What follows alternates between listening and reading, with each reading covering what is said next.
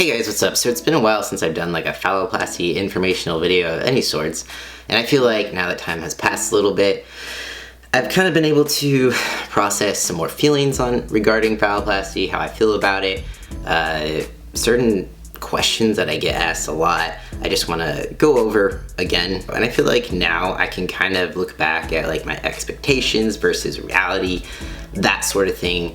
And I went to YouTube, and which is you guys, I went on the community tab and asked if there was any other questions that you'd like me to cover. So I'm going to go over some of those as well, if I don't end up like answering all of those questions while I cover this topic too. But I want to start out by specifically covering the certain topic, but I'm going to kind of go over my process of the stages of phalloplasty that I had. I had radial forearm flap phalloplasty, June 2017. So ending the near of my hopeful journey, I've had some stricture complications, and I'm getting my balls in 10 days now. So December 6th, I'm getting my testicular implants, and hopefully that will be the end of this like almost, well, it's about 1.5 years long journey. So yeah, let's get to it. I'm going to talk about the stages that I went through, just so there's no confusion if you're new to my channel, if you have no idea what phalloplasty is, that sort of thing. So if you don't have any idea what phalloplasty is, just know that it is basically like reconstruction of the phallus, of the penis. Let's start with stage 1. Stage 1, they construct the phallus and the scrotum and urethral lengthening. So say this is the urethra. Generally, your natal urethra, if you're born female-bodied, is, you know, I don't know exactly where it stops. I think it's like right there or something. So it's lengthened. That's part of the stage 1 process. The scrotum is created out of labia tissue. I probably should have told you I wasn't going to censor the words, so sorry for the delayed trigger warning. I'm probably going to use female anatomy terms, so if you're sensitive, you might want to like skip over this part. They also do the vaginectomy, so they say that, you know, they say goodbye to the original plumbing hole. Then they, you know, create the more aesthetic male hole. Also, I want to get to, so this penis comes from the radial forearm flap that they take from your forearm. So if this is my arm, it's beautiful, I know. So they take a flap from your forearm and they create a new urethra and your penis at the same time. So that's stage 1. Let's talk about stage 1A. Not everyone has stage 1A. I call it stage 1A because it's like still something that could be done in stage 1, but it depends on your anatomy, on your surgeon, if they think it's the best thing to get done altogether, that sort of thing. Stage 1A consists of glandsplasty. So glandsplasty, I like to say, is basically circumcision for trans men. They create the head of your penis. I'm not the best at drawing penises. You think I would be. Okay, so this is the most ridiculous penis you have ever seen. Okay, so we need to color this all in now. It's beautiful. So, stage 1A, they're creating the glands for you. The reason that they do glands sometimes in 2 stages is because if you don't have enough tissue, then the glands tends to have a higher rate of necrosis. Also, it tends to go flat. So, I had mine stage 1A. I haven't had any issues. Still looks good, hasn't gone flat. I'm super happy that I had it in a different stage. I think it just lessened my complications as far as necrosis goes. Carly, that sort of thing. Now that I've drawn for you my stage 1, my stage 2, can you see this? Okay, yeah, 2. They are going to insert testicular implants. They're kind of oval shaped. I'm gonna put them in here. They are made of silicone, and it'll really fill out my empty sac. And it should look nice. It's very nice. And symmetrical and aesthetic. I can't wait. It'll be beautiful. So this is my current state of affairs. You're welcome for that visual. I hope you enjoyed it. Now I'm gonna move on to what I wanted to cover very specifically. I kind of want to start off with the expectations versus reality aspect of it. So one of the biggest questions I get is, does it look real? Yes, and I think it really just depends. I feel like the first go-to thing when people either don't want phalloplasty or they had phalloplasty and they aren't really happy with their results or had a huge amount of complications, their first thing to attack at is how it looks. They say it doesn't look real, they say it's not up to par, or they want to wait to have surgery until something like better comes along. But I have to say, obviously nothing is going to be 100% perfect. You know, like not even really chest surgery is 100% perfect all of the time.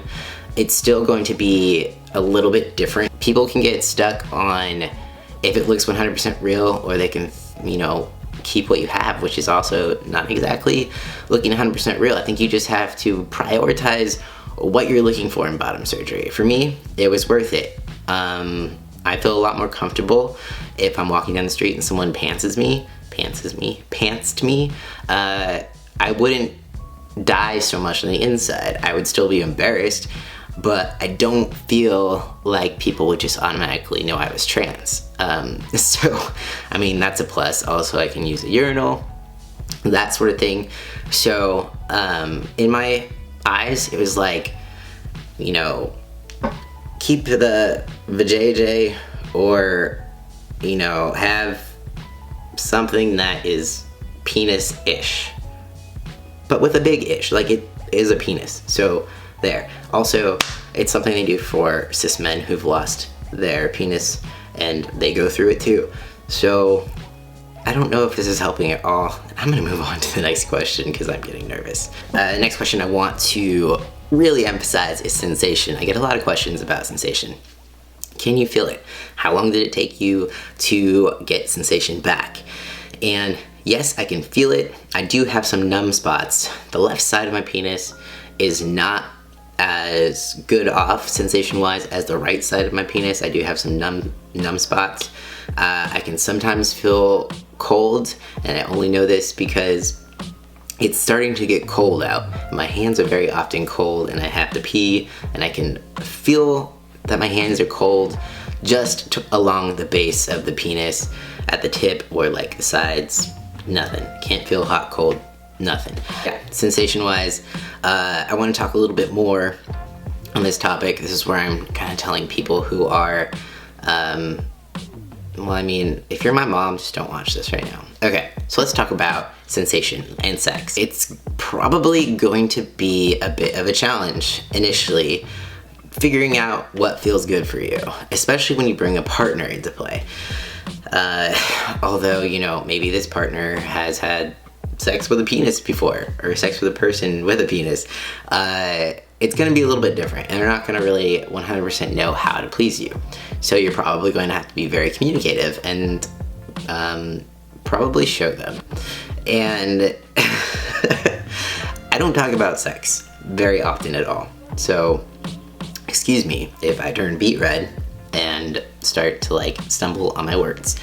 But it's gonna be a little bit different. It's going to take some practice, but it does get better. The first few times are probably actually not going to be enjoyable, you know, as most sexual encounters are their first times. It's probably gonna be a little bit frustrating and a little bit awkward. But like I said, it does get better. So just keep that in mind. Don't feel bad or feel discouraged if the first time isn't exactly all that you imagined it to be.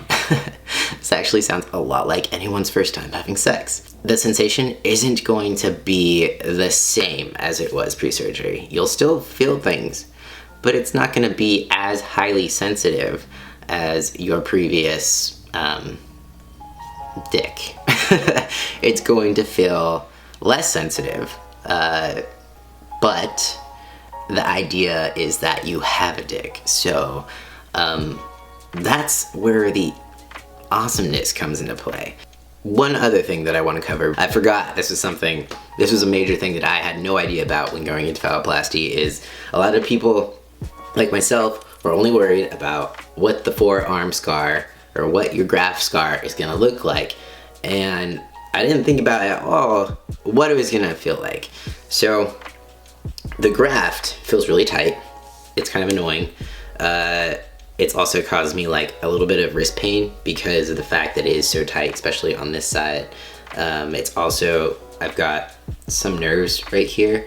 You know, when they take the graft, they're taking the fat along with it. So any nerve that's been on the surface, there's no fat for padding. So it's extra sensitive right here.